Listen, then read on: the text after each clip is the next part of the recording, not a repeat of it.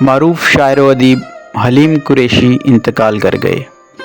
ادبی دنیا سوگوار۔ اردو ادب کے ایک معتبر نام، معروف شاعر و ادیب دانشور حلیم قریشی انتقال کر گئے۔ ان کے انتقال کی خبر نے ادبی حلقوں میں گہرے رنج و غم کی لہر دوڑا دی۔ وہ 18 اگست 2026 کو اسلام آباد میں انتقال کر گئے۔ ان کی وفات ایسے وقت میں ہوئی جب حکومت پاکستان نے ان کی علمی و ادبی خدمات کے اعتراف میں انہیں تمغہ امتیاز دینے کا اعلان کیا تھا۔ اکادمی ادبیات پاکستان میں منعقدہ ایک تقریب کے دوران ان کے انتقال کی تصدیق کی گئی۔ اس موقع پر اکادمی ادبیات پاکستان کی صدر نشین ڈاکٹر نجیبہ عارف اور دیگر ادبی شخصیات نے مرحوم کے لیے فاتح خوانی کی اور اردو ادب کے لیے ان کی گراں قدر خدمات کو خراج عقیدت پیش کیا۔ حلیم قریشی 1940 میں پاکستان میں پیدا ہوئے۔ انہوں نے پشاور یونیورسٹی سے انگریزی ادب میں ایم.اے کی ڈگری حاصل کی۔ عملی زندگی کا آغاز انہوں نے سیمنٹ فیکٹری میں بطور اسسٹنٹ مینیجر کیمیکل کیا، جبکہ بعد ازاں آرمی ویلفیئر ٹرسٹ سے بطور جنرل مینیجر پروجیکٹ خدمات انجام دیتے ہوئے 2003 میں ریٹائرڈ ہوئے۔ ادبی میدان میں حلیم قریشی نے 70 کی دہائی میں اپنی منفرد شناخت بنائی۔ احمد ندیم قاسمی کے معروف ادبی جریدے فنون سے وابستگی نے انہیں قومی اور بین الاقوامی سطح پر نمایاں مقام دلایا۔ ان کی اصل پہچان منفرد غزل گوئی اور جدید نظم نگاری تھی۔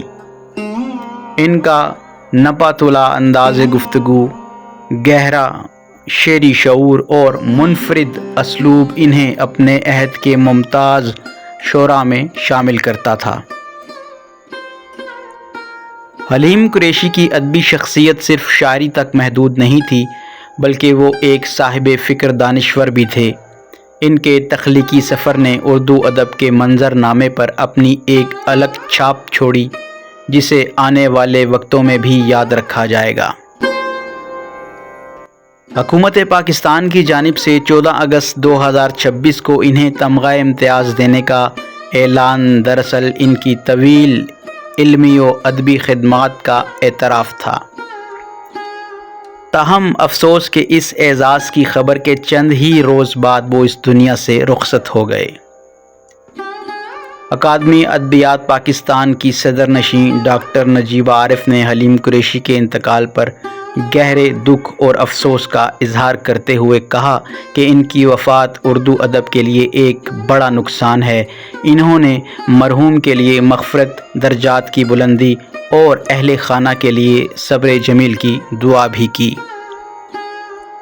حلیم قریشی بلا شبہ ان شعراء میں شمار ہوتے تھے جنہوں نے اپنے عہد کے ادبی منظر نامے کو اپنی فکر، فن اور تخلیقی صلاحیتوں سے مالا مال کیا۔ ان کی آواز خاموش ہو گئی، مگر ان کا شعری ورثہ اور ادبی خدمات آنے والی نسلوں تک ان کی یاد کو زندہ رکھیں گی۔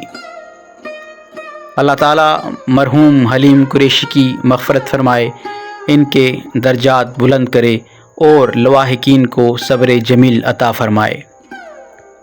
یہ تھا ایک ایسے ادیب اور شاعر کا تذکرہ جس نے اپنی زندگی اردو ادب کے نام کی، اور اب اپنے لفظوں کی صورت میں وہ ہمارے درمیان ہمیشہ زندہ رہے گا۔ ایسی مزید علمی ادبی ویڈیوز کے لیے سوچ ٹی وی کو لائک، شیئر اور سبسکرائب کیجیے گا۔ اپنا خیال رکھیے گا۔ فی امان اللہ۔